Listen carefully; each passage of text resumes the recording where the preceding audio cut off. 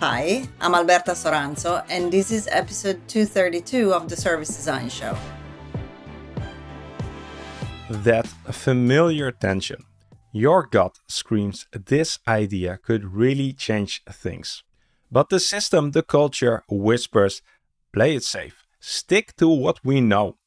If we are all truly aiming for meaningful impact, why is it often so incredibly challenging to step off that well trodden path, even when we suspect it's just leading us in circles? Time to unpack that mystery in this episode. Hi, if you're new here, welcome to the Service Design Show, where we invite the brightest minds in our field and explore what's truly needed to design great services that resonate with people, push businesses forward, and honor our planet. Our guest today, Alberta Soranzo, has navigated the complexities of global companies from executive positions, always focused on shaping meaningful user experiences. But here's what I think you'll find really interesting. And it's something that she'll tell you straight away. What's, quote unquote, on the box is not necessarily who I am. At her core, Alberta describes herself as fundamentally curious and adventurous. And of course, those are traits that are quite useful in our line of work. This spirit led to a pivotal moment in her career. The conscious decision to step beyond the usual corporate ladder of traditional titles and, in her own words, give herself permission to be called a designer. It's precisely this deep-seated drive to forge her own path and consistently explore beyond the way it's always been done that makes her perspective on today's crucial topic not just valuable, but I believe truly essential for anyone listening. So in today's conversation, you are going to learn about the real limitations of some traditional business thinking in our complex world. What enables some leaders to take those crucial bets on people and new ideas? How genuine curiosity and courage can help us move beyond safe corporate formulas, while we often escalate everyday work into life or death situations, and strategies to keep your own drive for change alive without completely burning out. One story Alberta shared that really stuck with me is about her decision to stop coloring her hair. It sounds simple, but as she unpacks it, it beautifully illustrates this powerful idea of how our own individual, sometimes very personal acts of courage can unexpectedly create a path and give unspoken permission to those around us. Now, whether you're formally leading a team or simply trying to be more you at work, this conversation offers some profound insights on how we can all spark wider change. I'm really looking forward to us exploring this together. It's an inspiring journey into what courage truly means in our daily work.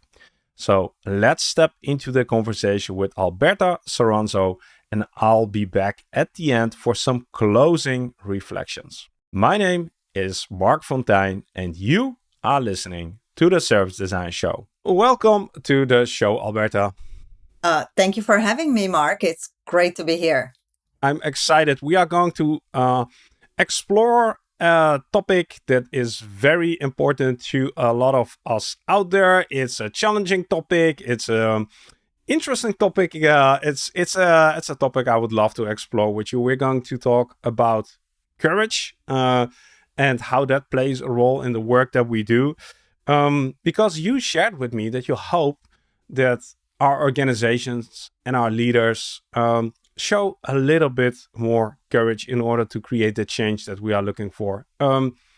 Maybe an obvious question, but let me ask it nevertheless. What is the role of courage? Why do you feel that it's such a vital ingredient? That is a loaded question, but it's a question that I love, and I'm always wondering whether it's going to be career ending or not. But hey, you got to be courageous and you got to And there say we go. things, right? So when I look at organizations, organizations get to where they are and they grow and they become exponentially more successful because they respond to a set of mandates, whether there are stakeholder expectations, growth for the sake of growth, pre-stakeholders.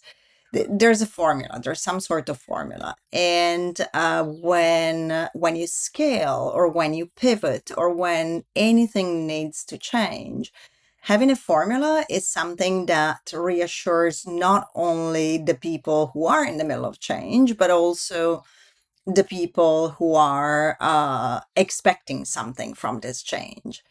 If you look at and I use the word formula, of course, in air quotes, Mark, but if you look at what we typically tend to follow in terms of process, it's, whatever gets taught in MBAs. I don't have an MBA, but I've read plenty of the material that gets used in MBAs. And MBAs, it's a great piece of education, but cannot be the only one. So what you would see taught typically and what gets carried out in organization is, I believe, no longer entirely fit for purpose. The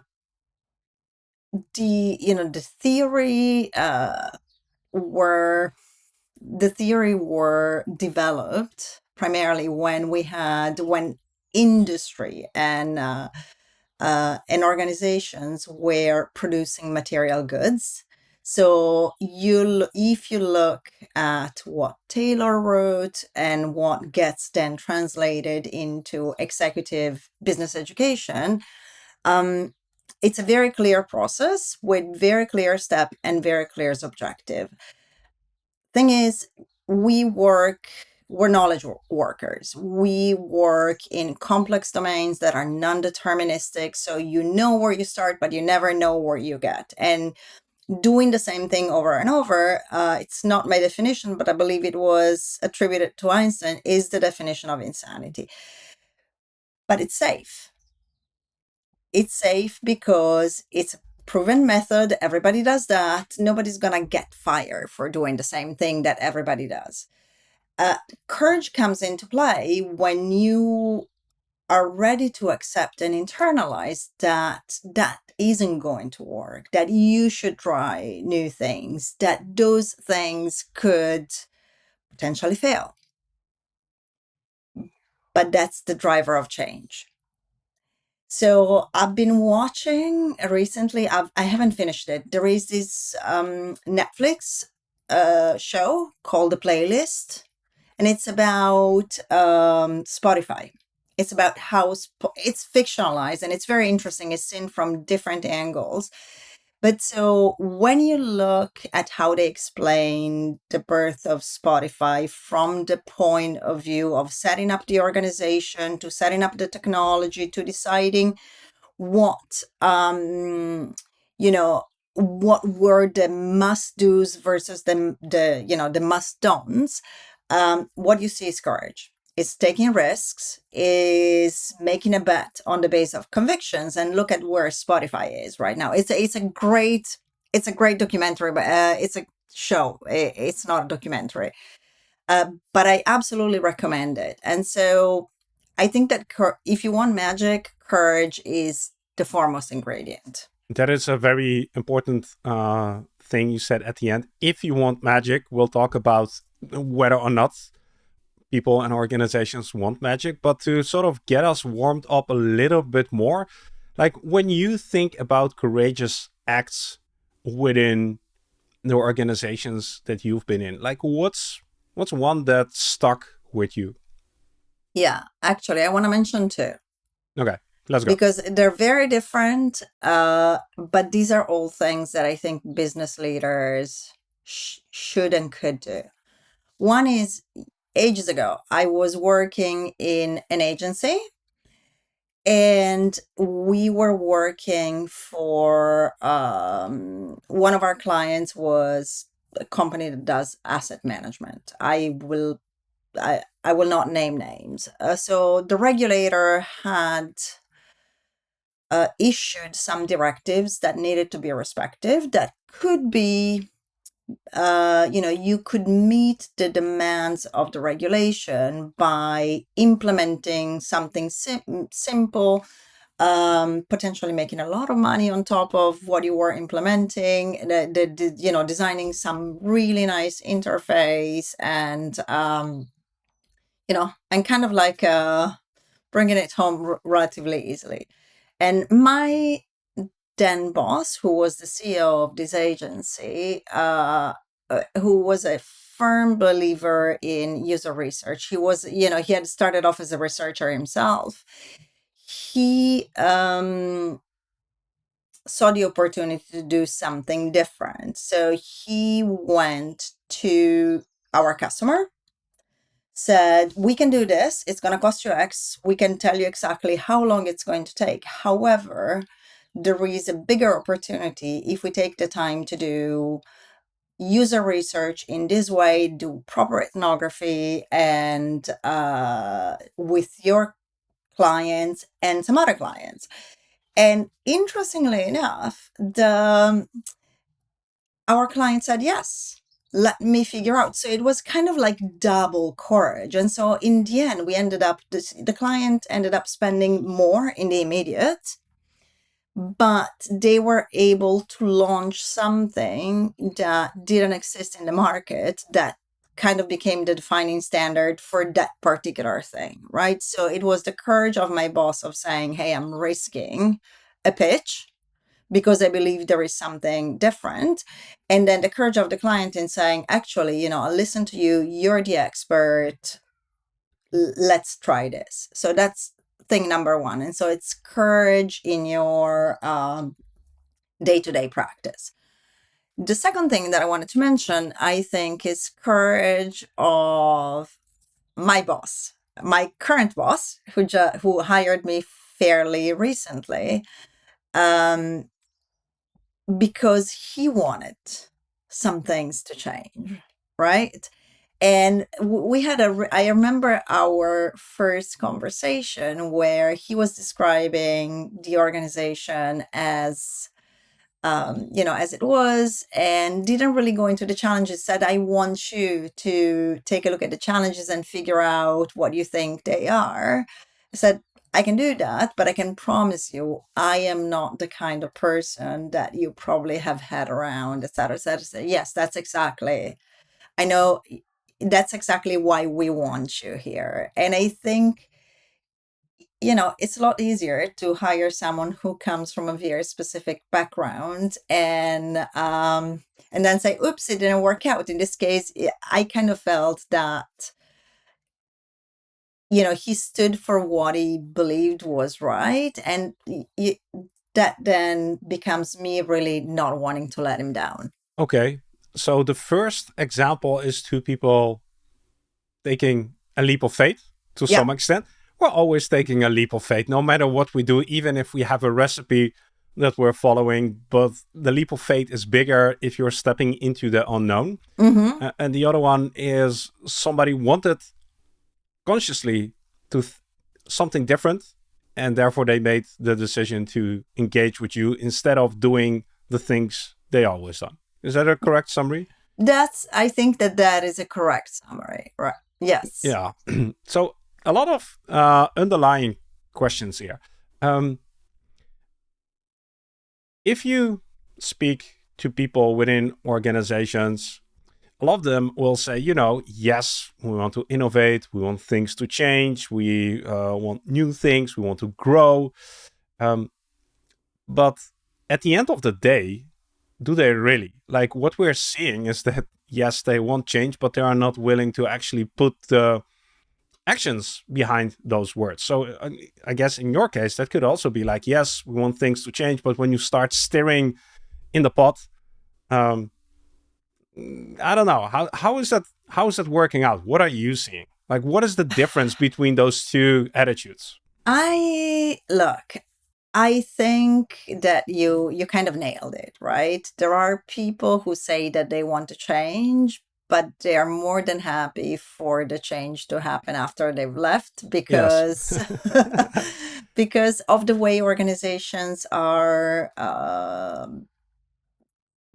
reward people. So you get rewarded because you meet certain KPIs, and it's a short term type of thinking, Hmm. right? So we Hmm. have quarterly OKRs, or and biannual OKRs, and your adherence to those determines not only your success, but also potentially your boss success and your Uh-huh. boss's boss success, et cetera, et cetera. And so you want to protect your well-being. You've been trained, and I've seen it a lot in other organizations where people had become very successful. They had learned how to navigate the organization and how to survive. And they did that by deflecting change, right? Oh, yeah, yeah, yeah, we need to change. Absolutely. Uh, but let's not change too much, or let's wait a little bit because, we're about to announce quarterly results. Oh, no, now we're about to announce H1 results. And we can't do this because, end of year results are right behind the corner. And you can spot them immediately.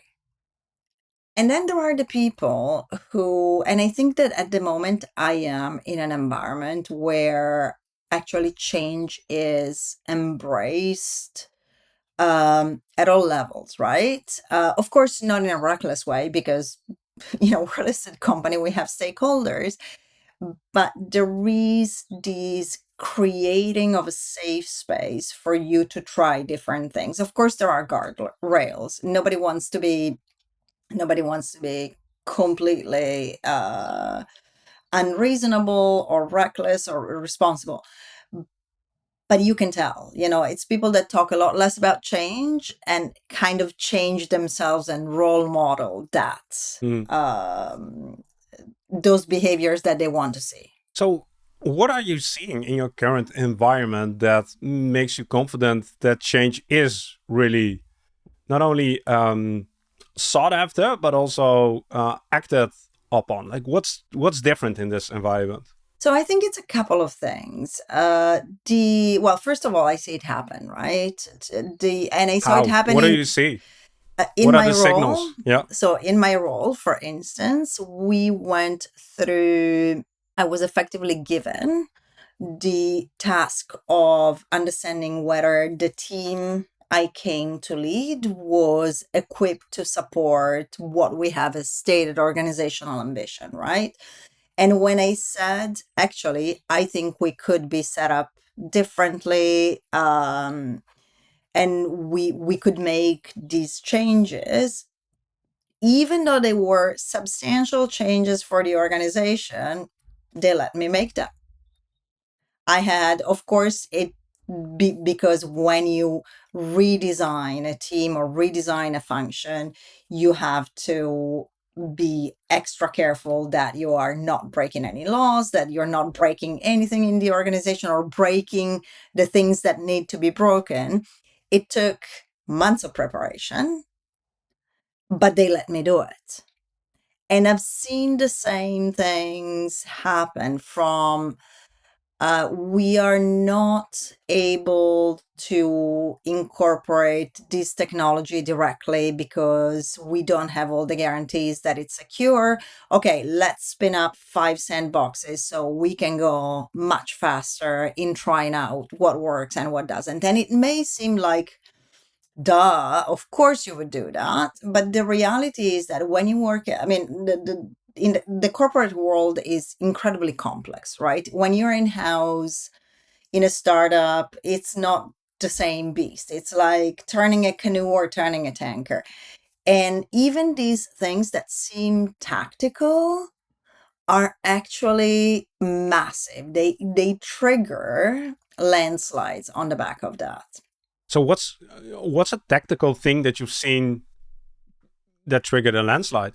So we have an interesting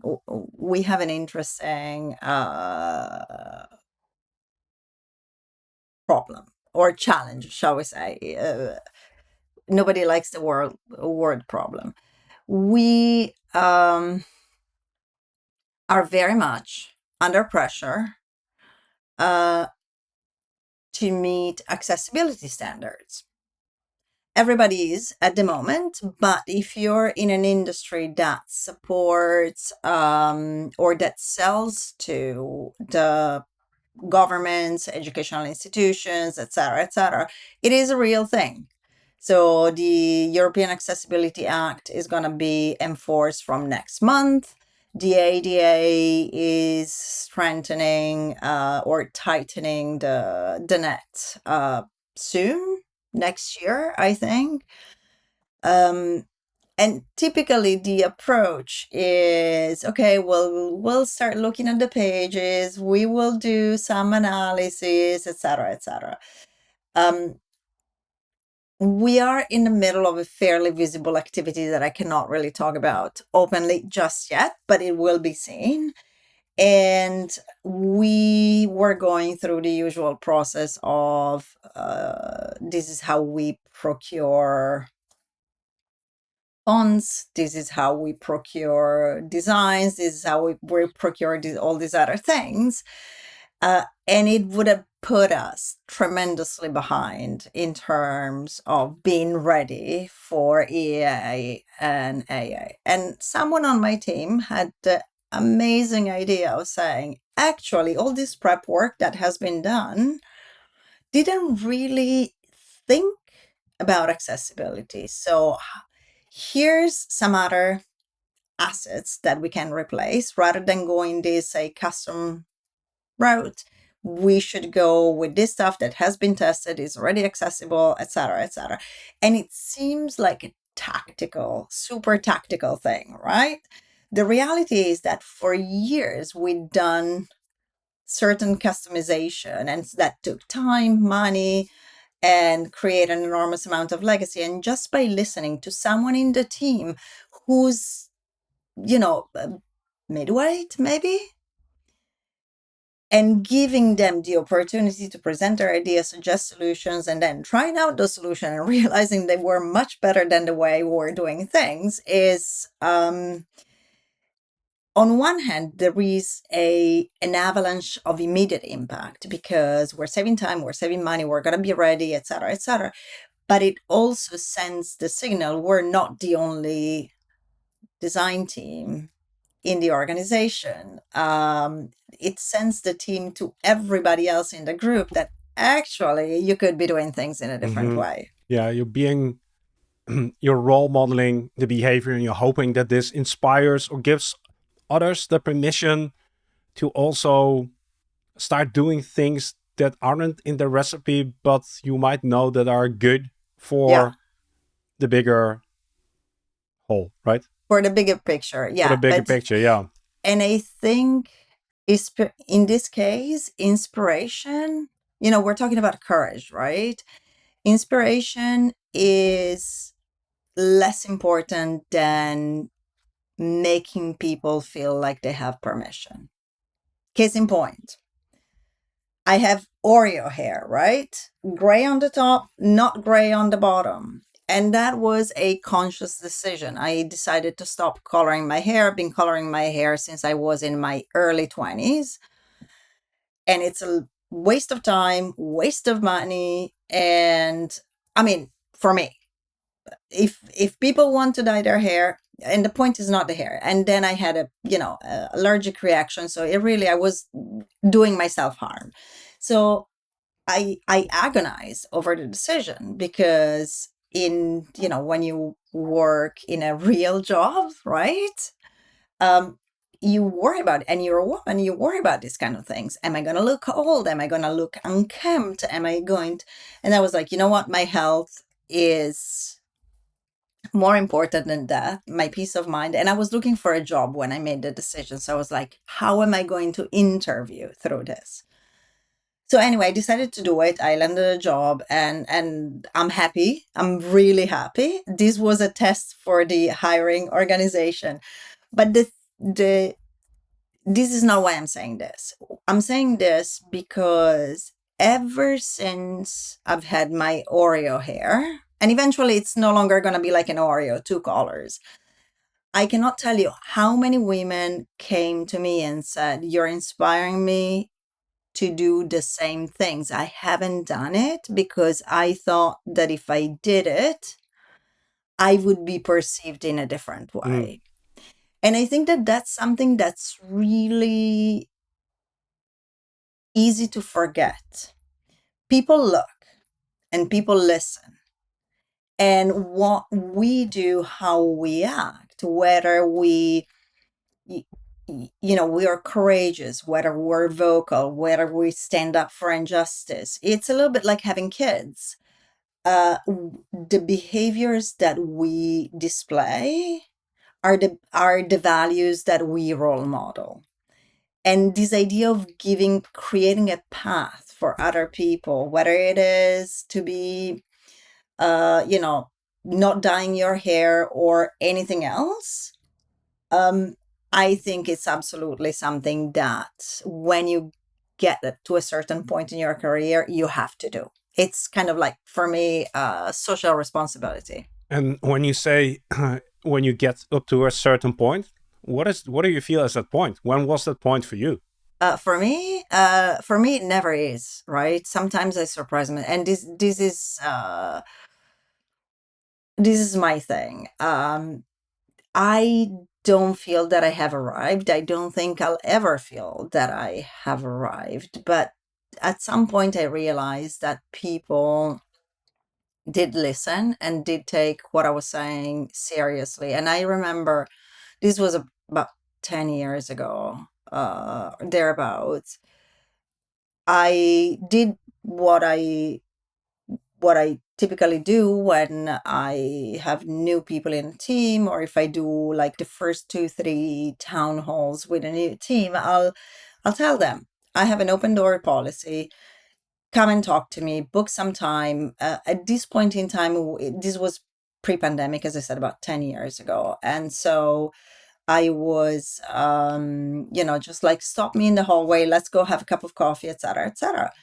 And then someone who was reporting into me came and said, "Oh, people really appreciated that, but they're scared of talking to you." And I was like, "Why would they be scared? I'm loud and vocal, but I'm short, and you can just like push me over." And they said, "Well, you're a director." And I was like, "What does that?" My immediate thing was like, "Well, so."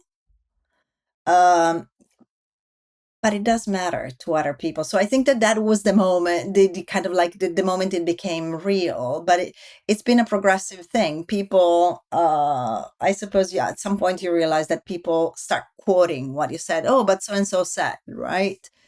Um, but yeah, it still surprises me. Yeah, it's interesting that the example of not coloring your hair anymore. It's a very vivid one and it's very tangible. Um, you also mentioned that like this was affecting your health, so there were serious consequences if you did continue with that. Um, it Do you feel that it would have been much harder if it was not a health related issue? And the reason I'm asking this is that whenever we are at work, most of the things we do and sort of make the equation whether or not to take the risk to be courageous are not like a, a life or death situation, right? So, how do you feel about that? So that's a really interesting question. Because I think the fact that there was a health component gave me the final push to do it, right? It became the perfect excuse for when I am embarrassed by how my hair look. I can say, "Well, it's a health thing," right? And nobody says anything to that. So it was kind of nice to have that. At work, though, Mark, uh, if you really look at how organizations function, we make everything a matter of life and death. If you are made to feel that if you miss the deadline, someone's kittens are going to die, right? And you're going to hell. And so I have taken to telling folks on my team and other teams, saying, of course we want to respect deadlines as much as possible, but we're not saving lives. And coming from the US, where the culture is you work until you drop, right? You're having major surgery. And I know that there's memes and stuff, but it's kind of true. You have major surgery and you're on your phone and you're like, oh my God, I need to send this last email. But I see the same thing here in the UK and in Europe. Especially if you're I was gonna say, especially if you're a junior, but I've seen it at all levels, and I've been guilty of that. I need to finish this thing because if I don't do it, the world is going to end. Unless you're actually saving lives, that's not going to happen. Unless you're actually, looking at security systems, anti-missile security systems, or nuclear plant security systems, a web app or whatever it is going out 2 days later is not the end of the world, but we function that way. Two questions around that. Yes, we function that way. We take our jobs and maybe even ourselves a bit too serious, maybe. I'm curious, what is your analysis on where did that come from? And the second question related to that is, what are you doing in your work to make sure that you don't get up into all the seriousness? Oh boy. Those are great questions. So I think it comes this sort of rat race and taking your position very seriously and taking yourself entirely too seriously comes from when the job you did was your identity. Hmm. Uh, so if whether it's Europe, US, or other places, you used to be defined by what you did. You were the doctor, and the fact that you were the doctor gave you a certain standing. You were the engineer, and or you were the farmer. And I think that there's a strong sense of identity that's associated with what you do. At least for my generation, definitely for my parents' generation. I don't see it so much in my kids' generation, but organizations are run by people like me, right? Run by people my age or people older than me, and thankfully now people younger than me. But that's very much the imprinting. And so you want to defend your identity, who you are, right? There's no uh there's no separation between what you do and who you are. And I've seen it more in certain industries. I don't want to be unfair, but I've seen it definitely in certain industries, and those are not the ones that save lives, by the Hmm. way. Where so for me, I distinguish between what I do, and I take what I do very seriously. It doesn't matter what it is. Could be baking, it could be my job, it could be weeding. I take I like to put my attention into that. But me, I'm disposable, like everybody is.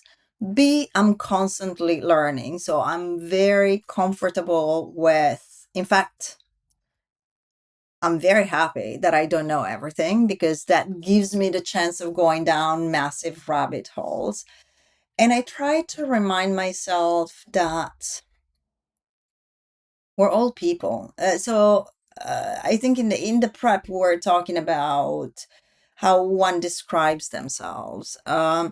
If your only descriptor of yourself comes from how the world sees you, i.e., the job that you do, which, as I said, I think it's a legacy from older generations. Um, the second that identity is threatened, then you withdraw and you're on the defensive. For me, I don't think my job defines who I am. It's just a part of who I am. I'm a mother, I'm a professional, I'm a designer, I'm an engineer, I was a hockey player. I think I still call myself a hockey player.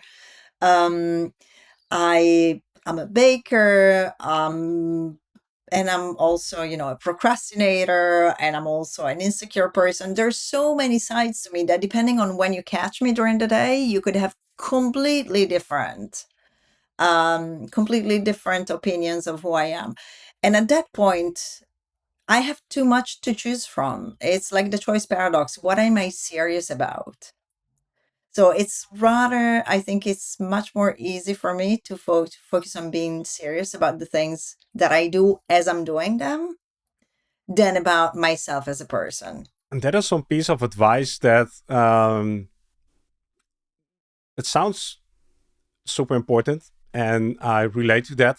That we should look at ourselves and our identities as much more multifaceted, and instead of just being tied to the things we create or the activities that we do. But somehow, if we look around us, that's not the common pattern, right? And so we like maybe what would be interesting is, have you seen other people break through this? Now, you gave your own example, sort of the Hmm. realization that you are a more holistic person, identity than just work. Have you seen this transformation within other people as well? Yes, I see it all the time. And again, it comes with giving people permissions. So one of the biggest lies that I have ever heard in corporate speak is bring your whole self to work. And when it's plastered on the walls, again, not every organization, but I've seen it in plenty of organization, and that means bring your whole self to work, so long as your whole self is similar to what we consider acceptable. Mm-hmm. Again, not true about my current organization, but true about other organizations where I work. Some of them, not all of them. And I think when that is the case, um, it's up to it's up to people in position of leadership to give others permission to not be like that. And so the way I do it, and this is to answer your question, I've seen it happen more and more when I share more of who I am at work, because that makes it safe for other people to do the same. I have had colleagues in the past where I never knew whether they had kids, where they came from, if they had stressors. You could tell that some days was a good day and some other day there was something on their mind, but you don't dare ask. Because, as we said, organizationally, it's one against the other, but also because that's not what you do. That's not appropriate corporate behavior. And so for me is it's just normal, right? I'm a human being. There are days when I'm really happy and there are days when I have something going on, and or I just woke up with a headache and I'm not so switched on. So when I have opened up, irrespective of who the person is, of course, you're not going to go to a meeting with your CEO and tell them, oh, I have an ingrown hair on my leg and it's bothering me. That's inappropriate. That's not what I mean. But there are moments where it's okay to say, you know what, actually my daughter is driving me insane, or I'm really looking forward to going and seeing my dad next week, stuff like that. And that gives, and if you're consistent with that, and talk openly about the things that you're comfortable with talking about, because not everybody's comfortable and that should be respected. But even with people that are not comfortable in sharing so much about themselves, they definitely, you see them relax. And it's kind of like magic. And I think that that's when teams really work better. When When people. people can be themselves, right? When people feel that they don't have to hide behind a mask all the time. Hmm. And it's not about taking, we all put on a persona, right? When we go to work, who you are at work is not who you are with your friends. But that doesn't mean that that persona isn't human. It doesn't need to be robotic. It doesn't need to be, oh, when I'm at work, you call me Mr. So and so or Dr. So and so, and then when I see you at the cafe, you call me Bob. That's silly. I wanted to use the word um, vulnerability here, Mm-hmm. but that already like gives puts this in a specific framing that sharing things that are related to your life outside of work um, is a vulnerable act. And that in itself is already a weird way to think about it, right? Mm-hmm. Yes, that's why I don't use that word. I can imagine. Yeah. Yeah, I just don't use it. I mean, you make yourself vulnerable when you, I think you put yourself in a position of being hurt, right? And I think by extension, you could get hurt. You know, there could be someone who tries to bypass you for a promotion because they know you have kids. Um, but I don't like the word vulnerable. I think it's real, right? We all are born, and at some point we all will die, and we all need to eat to survive, and we all need to breathe air. And then, so in the, they talk about the power equation, and we use words, I think, a little randomly. I don't talk about vulnerability. I don't talk about needs necessarily. I think that needs are very specific.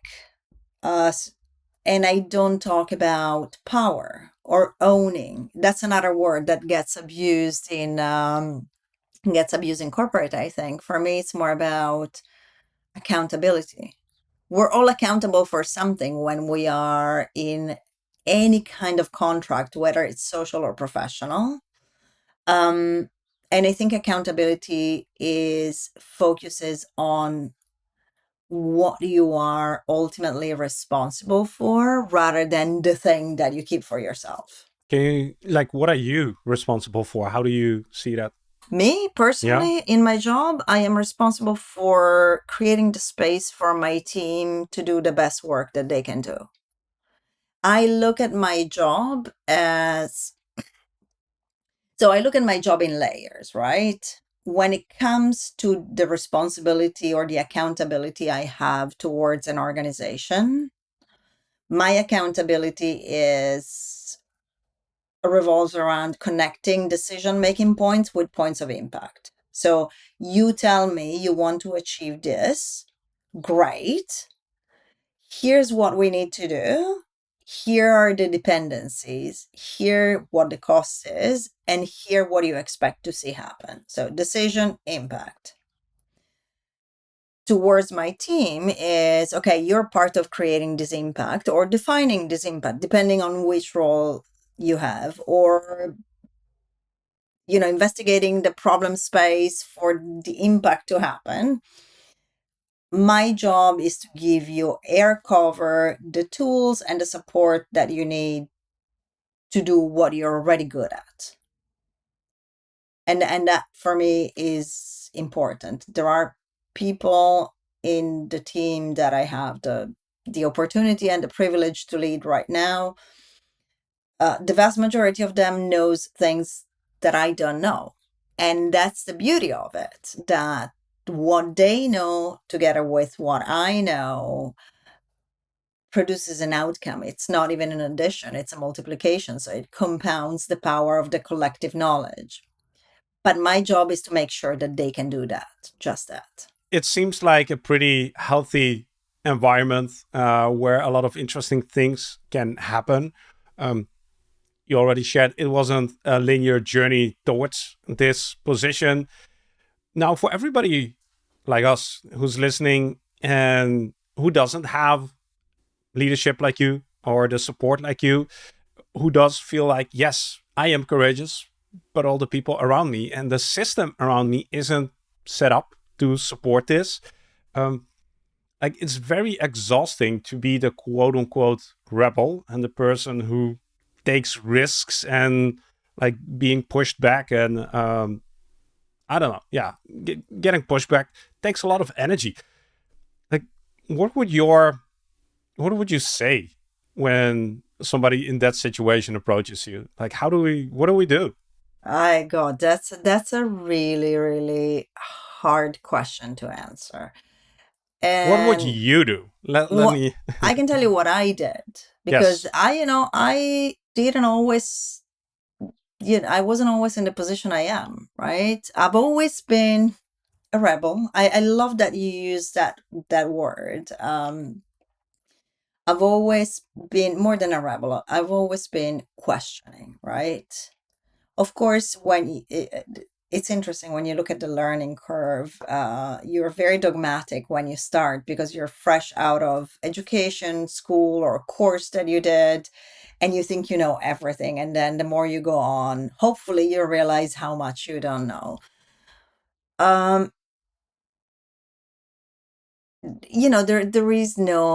there's no magic wand and there is no band-aid for this. I think you try and find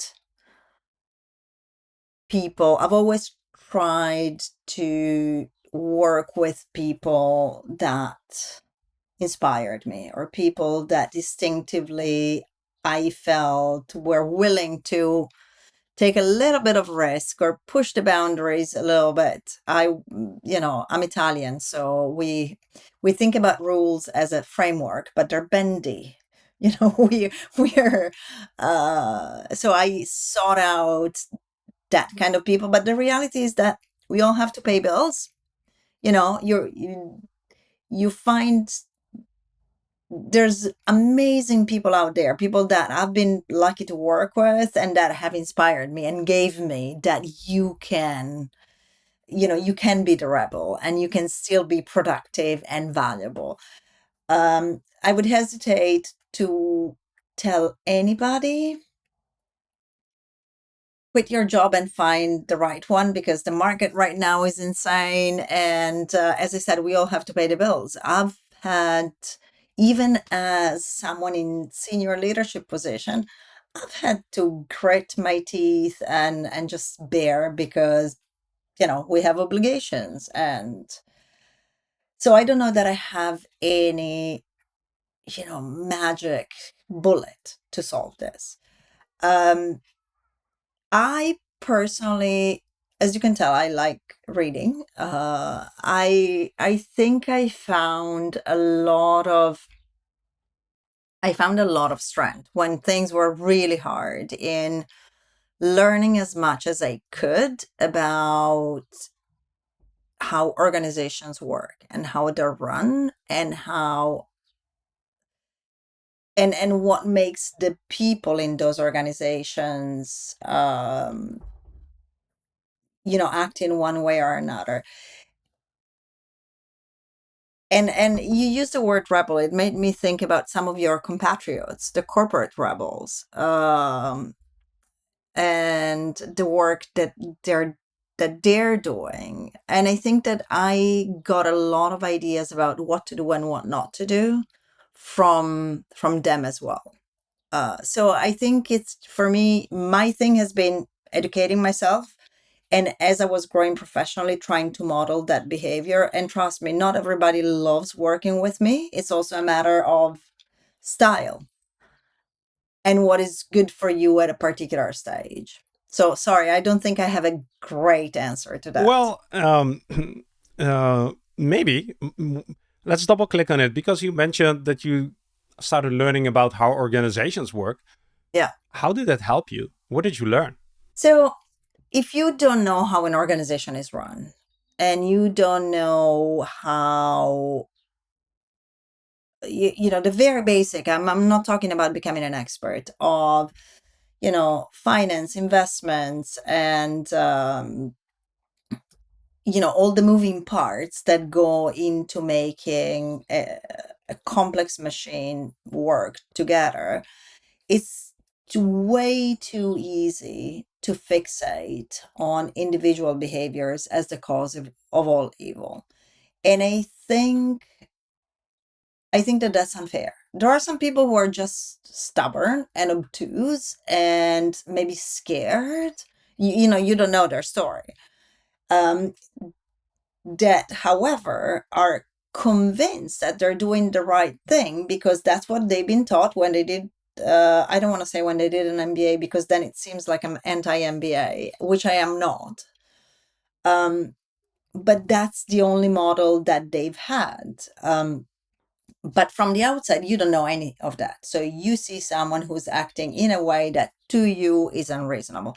And so understanding the context in which these people operate and understanding what the complexities are of running such a layered machine, I think, I don't know, personally, it calmed me down and it made it less personal. And the then the added benefit is that you can start thinking about what leverage point you can approach to change Mm. things. It's really interesting that you share this.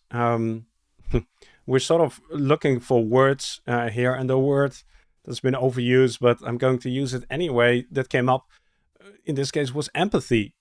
Like, it Mhm. sounds like learning about the organization gave you more empathy for the system, quote unquote, and the people in the system, but and at the same time more empathy for your own situation. Yes, I think so. It's at one of the most challenging jobs I had. A we had a leadership coach, and he was doing work. His company was doing work on team dynamics, and that was kind of the principle, was seeing your people, seeing the people you work with as individuals, uh, to to improve team dynamics. And I think that there's a lot of truth in that. um if I know, if I consider you as a colleague, I can put you in a box. I say, so this is Mark, senior Podcast engineer. host, senior podcast host. Yeah, senior podcast house, and that's my mental model of you. But if I know you as, senior, not only as that, but also as an individual with a family, with passions, with interests, it's much more difficult to use you as my emotional punching bag for my frustrations or my inability to change Mm, things, because mm. you're not just that role. Towards me, I don't know that I have learned empathy towards myself, but Compassion, is that a better word? no, not really. I come from a long dynasty of martyrs. I hold myself to impossible standards that I always fail to meet, by the way. Um, but I think I've come to terms with my humanity. Uh, I am very unreasonable when it comes to myself, and I am the first person to admit that. But certainly, understanding organizational constraint has helped me become more empathetic towards other humans. As we are heading towards sort of the wrap up of our conversation, if we zoom out and look at society at the moment and what's going on with the world, we're seeing that people are becoming people. The society, groups in the society are becoming more conservative, even less risk taking, even more clinging on to what is known and what is trusted and what has worked in the past. Hmm. Um, what are you most hopeful about and curious about for the future of how courage plays a role in this society? Oh, that's a great question. The world is crazier right now. The It's world always is been, but at the different levels. the last 5 years have been cumulatively fairly insane, right? Nobody was expecting a pandemic. Nobody was expecting wars to continue popping up or diseases that were eradicated to come back. And I think collectively overall, we're all a little poorer. And what I mean by that is we I think yes, especially in the Western world, we all felt a bit safer, right? We're in modern society. We have the tools and the capability to look at the future with hope for something that continues growing and evolving, et cetera, et cetera, and all that certainty, which was never real, but it was our certainty, has been stripped from us. For a number of reasons, but I think we've become paradoxically as society, I think a little more like old corporate, where fear is the predominant driving force. And so I see a lot of behaviors you know, in the professional domain and a lot of behaviors in the world domain that are dictated by fear. And that's it's really sad. However, I I think we've made a ton of mistakes. At least my generation has made a ton of mistakes. And we grew up, in this very hedonistic and very indulgent way.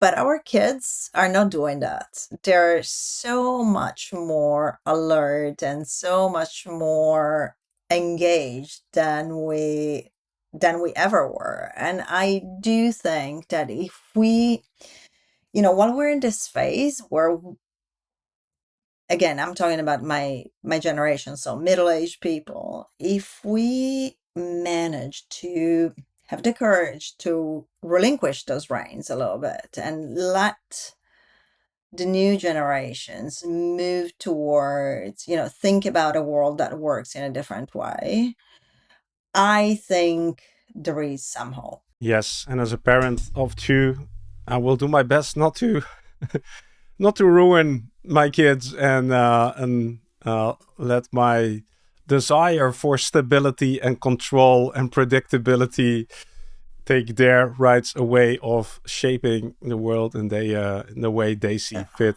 which It, is going to be a struggle. it is a struggle. It is a massive struggle. I still think sometimes that I think back about the things that I was saying when my kids were very little, or even before they were born. No plastic toys, no TV, no wood, and you progressively relinquish control to try to reestablish it in very bizarre ways when they're teenagers, and that never works. And at some point, I don't know. I started really listening to what they were telling me, and I realized they're way more engaged and articulate. So my daughters are 19 and 21. They're way more switched on, connected to society than I ever was at that age, and it's kind of Mm, wonderful to see. mm, And mm, their friends are the same, mm. right? Happy to hear that there's still hope. There is hope. Oh, there There, is always hope. there is always hope. Alberta,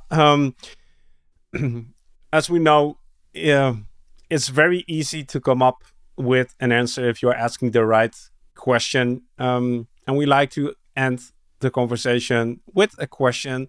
What do you feel is something we could think about when we're taking a walk, doing the dishes, or taking a shower? What's a meaningful question?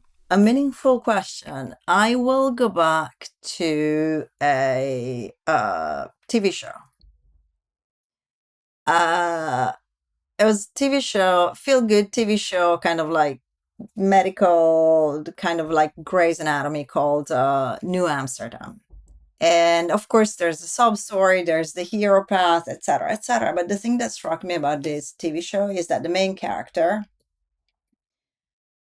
always asks, he's the medical director of a hospital. He becomes the medical director of a hospital. And the question he always asks is, how can I help?